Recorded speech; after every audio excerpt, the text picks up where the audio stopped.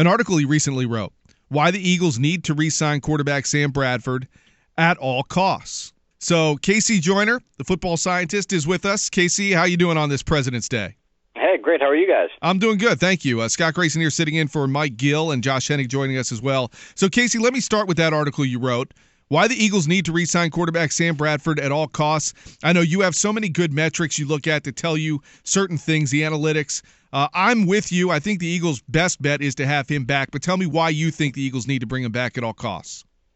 Well, you have to have a top-flight quarterback. You have to have a top 10 quarterback probably to be a contender in this league. And to be blunt, there's many reasons to think that Sam Bradford can be a top 10 passer based on his last year's metrics, not just on the fact that he used to won the Heisman years ago or an Offensive Rookie of the Year years ago or number one pick years ago. What he did last year, people say it was a terrible season, but if you look at it in its entirety, it was actually a pretty good campaign for him. When you look at all costs, that part catches my attention because certainly they have some decisions to make with as early as tomorrow. They could put a franchise tag on him. We're talking 1 year at about $20 million. They could also decide to try to, of course, negotiate a long-term contract with him. Would you – I mean, there's certainly got to be a limit to how far you're willing to go to sign him, but at all costs, where do you put the top of that? No, at all costs would have to be in relation to the rest of the league, too, how much they would be willing to pay him. I mean, the idea that his agent is supposedly asking for something, I believe the number is somewhere in the range of $25 million, and it sounds bad for where the cap is now, but the cap is going to move up, too. You got to be looking at as in terms of future dollars and things. And if you look at the rest of the quarterbacks that are out there on the free agent market, I mean, Bradford's really the top guy. You could put maybe Ryan Fitzpatrick in the same class, but, I mean, if you're talking about where the ceiling, how good they can get, we pretty much know how good Ryan Fitzpatrick could be. If you take a look at just about all the other free agent quarterbacks out there, none of them have what would look to be Bradford's ceiling, and this is the metric that people really get thrown off by. Over the last half of the season, from week 9 to the end of the season, no quarterback did better on vertical passes on a yards per attempt basis than Sam Bradford. He led the league in that category. He did better than Cam Newton. He did better than Russell Wilson. I mean, he was the best downfield passer for the second half of the season. And you've got that kind of ceiling. You got if it takes $22 million, pay $22 million, get him. And I saw in your article you're qualifying vertical passes as throws of 11 or more yards downfield. I know a lot of Eagles fans looked at vertical passing, and it was something they were just dying to see the Eagles do more of, and they certainly didn't do a lot of it. So it's amazing that Bradford finished in that category as high as you said. With Doug Peterson, do you anticipate that from what you've seen through how he was with Andy Reid in Kansas City, that he's going to take more shots downfield? Yeah, the thing is, people think about the Chiefs' offense the way it was a couple of years ago and say, oh, well, a couple of years ago they didn't even throw any touchdown passes to their wide receivers. That says more about their wide receivers than it does anything else. And that's the thing. Bradford led the league in the second half of the season in vertical yards per attempt, despite throwing to the receivers that he had. And they actually have a pretty talented receiving core, but it's still a raw receiving core. It's a receiving core that still needs some development. So. And, if you're looking at it from that perspective, you go, they've got guys who can get downfield some. They can add more talent, either be the free agency or the draft. And you look at what the Chiefs did last year when they added a vertical throw. They added Jeremy Maclin. Suddenly, now they're throwing a bunch more downfield passes than they were the season before. So I think Peterson, he might not be the most vertically inclined play caller in the league, but he wants to get the ball downfield as much as anybody else. Hey, Casey, it's Josh Hennig. I wanted to ask you about, you're talking about Sam Bradford, but obviously it's important for Sam Bradford to have targets to throw to as well. The Eagles were the worst in the NFL last year. They had the most drops, and they had the highest drop percentage. So how important is right now for the Eagles to get some more pieces around Bradford if they do bring him back?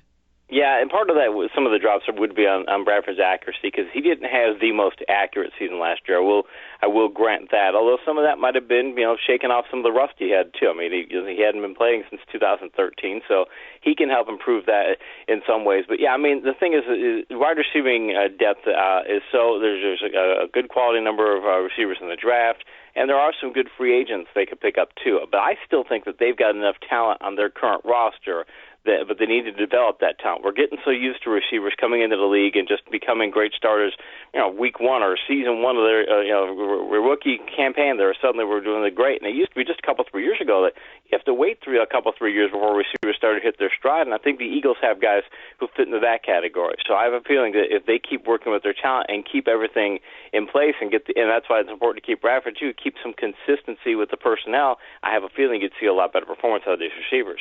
I want to flip to the other side of the ball, Casey, if you don't mind. The Eagles have been putting out some contract extensions to some guys on the defensive side. I know Fletcher Cox is looking to lock up a deal here soon as well.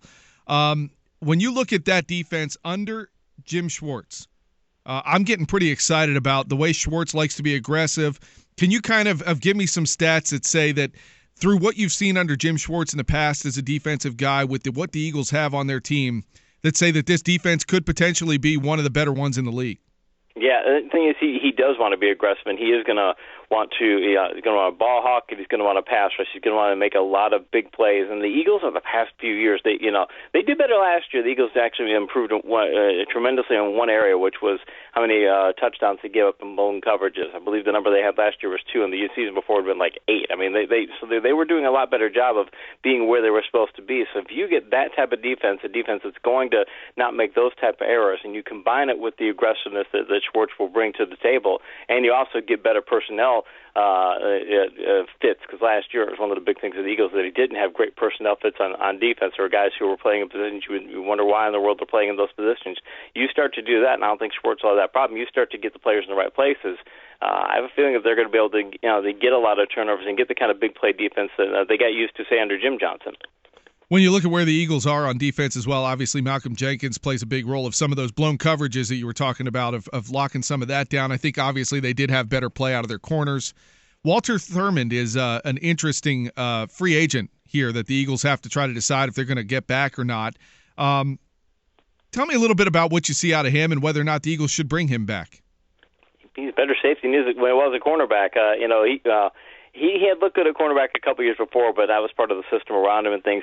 He does make enough plays in the secondary to where, that's the thing. It's what do you want out of your secondary? Do you want, I think Thurman can be I think he could be a ball hawk in the secondary, but do you want, I think defenses do well when they have a safety. If they have one ball hawk, they need hitters too. They have a ball hawk and they have a cover guy, and I think they need to have a little bit of both. And because they've got Jenkins as a cover guy back there, I think they can afford to let Thurman do the ball hawking and things. But I still wonder if I don't look at either of those two and say they're a real, they're a killer free safety or a guy who's going to really hit people going across the middle. And I think the Eagles might want to have that in there. So maybe they need to add somebody who can be a big nickel safety and somebody who can be a hitter, or maybe they do something else. They need to decide when it comes to Thurman. Is ball hawking enough, or do you want some hitting too? Casey, it's Josh again. I wanted to ask you, we put up a poll on our Twitter feed asking, where the Eagles should go for quarterback, if they should re-sign Bradford, pursue one in free agency, or draft a quarterback.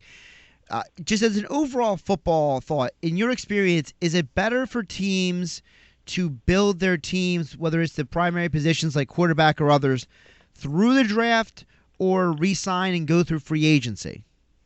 Yeah, I'm always an advocate of, when it comes to quarterback play, do like the old Oakland Raiders did under Al Davis and John Madden. They used to say we wanted a starting quarterback who was definitely our starting quarterback. Here's our guy, and you usually would draft that person, somebody developed in your system. Then you could have a strong veteran backup, a person who could come off the bench and get you wins. They brought in Blanda. He was with them for a long time. Other teams have brought in other people and things. We have somebody who's a veteran who could come in and get you wins in case your starter gets hurt. And then you have a rookie quarterback, or a young quarterback, I should say, who you develop. So most of the time you do want to bring people in who you can develop in your system. You want to have that one guy who can come in off the bench, and he might not be a guy that develops in your system, but you want to have that one guy who can come in and do that. But the other guys you want to develop in your system, and that's why I think it's important still to keep Bradford. He's not in their system, but he's been in their system for 1 year. He's been with their team for 1 year. You need consistency, because if you get rid of Bradford, what do you have at quarterback? You're going to get a rookie in the draft? Great. You're going to go in free agency. There's nobody else in free agency is better than Bradford. I'd say arguing most of the class in free agency is worse than Bradford. That's assuming you can get those guys. So you've got a potential top 10 caliber quarterback, and if you're trying to just nickel and dime or get into a bidding war over another team with him, it doesn't seem to make sense. I just slap that franchise tag on him. Let me go this route with you here, Casey, on our last question, and we certainly appreciate your time. It relates to the draft. The Eagles have the 13th overall pick in the first round. They won't pick again until the third round because their Sam Bradford trade is taking up the second-round pick and going to St. Louis. What's the value of that 13th overall pick? They do have 2 third-round picks. If they traded down a little bit, could they get into the second round and still have a first-round pick? If they were, depending on, it always depends on your draft partner too. But if you take a first-round pick, if you're looking at, depends on which chart you use too. But if you're looking at that kind of pick, you usually could trade that middle round first. If you get the right partner, again, you could get a late round first and another draft pick on top of it. And if I'm the Eagles, we give it away that this draft is and give them where they are, unless they think they can get somebody with 13th pick. And I would take that pick. I wouldn't mind trading down. Again, the trouble is those that a lot of teams want to trade down. A lot of teams, look at those charts and they know what they want to do there. So unless the Eagles are willing to say, yeah, we want to go, trade down and go for depth, I would do it if I were them. If you get the opportunity, but again, it just depends on the opportunity you get to and who wants to play ball. Yeah, and I think they have 8 draft picks this season, so they certainly have some room to wiggle with there if they want to make a deal. Yeah, definitely. It's something that it's tough because you always got to see how free agency plays out too. Because let's say they don't get Bradford back, and now they're going for a quarterback. Maybe they get who they want 13. Maybe they got to think of trading up at that point because if you're trying to get one of the top quarterbacks in the draft, maybe somebody falls your way. But it's iffy if that would be the case. They may have to get in the top 10 to get who they want.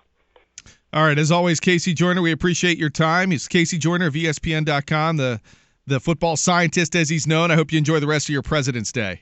I appreciate it. You too, guys.